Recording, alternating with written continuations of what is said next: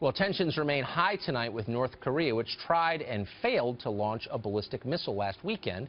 There's been a lot of speculation over whether they can strike the United States, the mainland U.S., with a nuclear weapon.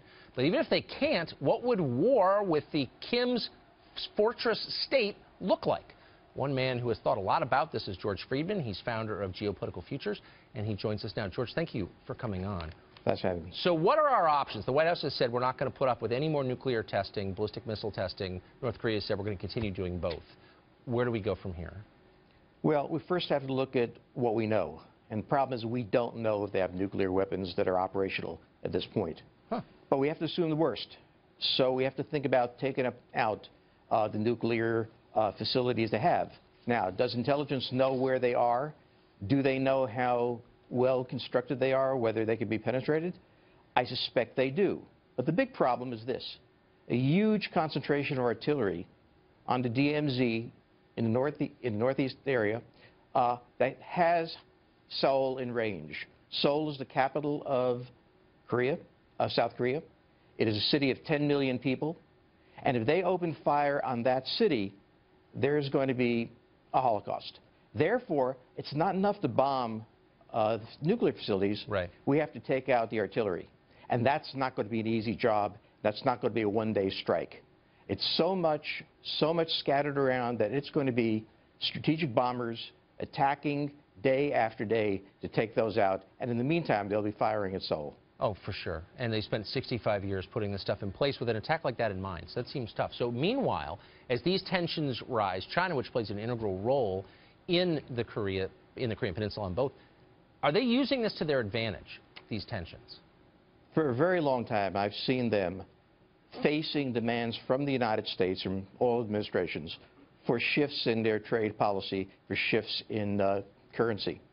What has constantly happened is that sometime in that negotiations, the North Koreans do something insane.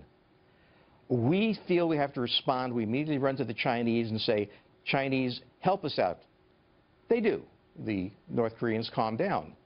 We go back to negotiation. They said, hey, guys, we just helped you out. I mean, now you're going to push us in trade? Right. The interesting thing about Donald Trump is he admitted that this is the game. This is a game that's been being played for many years. But he said, I'll trade for North Korea. So by admitting and telling the rest of the world that the Chinese are, in fact, playing a game designed to increase their trade advantage, was that helpful to us? Well, it has this much help. It takes the obvious and makes it believable. This has been going on for a long time. It's been going on in the Obama administration. It went on the Bush administration. Now the president has simply said, this is the game that the Chinese are playing. Right. It sets up his future move, however. He says, we've been blackmailed the last time on North Korea. Let's get back to trade. But he's made it clear that if they help this time, he's going to cut a better deal. I've never seen a politician do this. In the open, simply admit what the game is. Interesting. I mean, there's got to be an advantage over the way it's been played previously. So would you rate North Korea the greatest nuclear threat to the United States, or is there a scarier one? At this moment, it's the greatest one. It's the greatest one because we're not certain. We know that it has the ability to build nuclear weapons. Can it miniaturize them? Can it make them rugged enough to be launched off by a missile? Are the missiles reliable enough? That doesn't seem to be the case. But I can say that easily because I have no responsibility. Right. The president has to make the call. How much of a chance is he willing to take and figure out just what the price is going to be? This is the most dangerous one, I suspect, because it's going to be the hardest one to eliminate. Do you think, finally, that the North Korean government is predictable and rational in its evil way? It has been perfectly predictable.